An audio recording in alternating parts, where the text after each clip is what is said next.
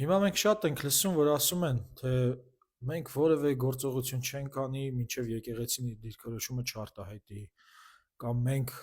գործողություն կանենք, երբ որ կաթողիկոսը կոչ անի։ Այս հարցը երկու ասպեկտ ունի, հա, քննարկման։ Նախ եւ առաջ, այստեղ մենակ եկեղեցու հարցը չի, կարգ ու կանոնի, սահմանադրության ու քաղաքակրթության հարցն է, եւ եթե քաղաքացի եք ու սահմանադրությունը, օրենքները խախտվում են եւ միջազգային իրավունքը, արդեն այդտեղ ընդվզելու իրավունքը ձերն է եւ որևէ կոչի ու հորդորի չպետք է սպասեք, ուղղակի պետք է վերականգնել արդարությունը։ Երկրորդ ասպեկտը հալածյալին պաշտպանելու ասպեկտն է։ Չեն սպասում հալածյալից որևէ կոչի,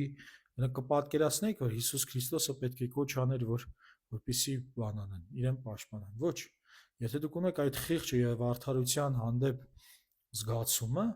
ուրեմն չպետք է սպասեք որևէ հորդորի եւ գտնեք այն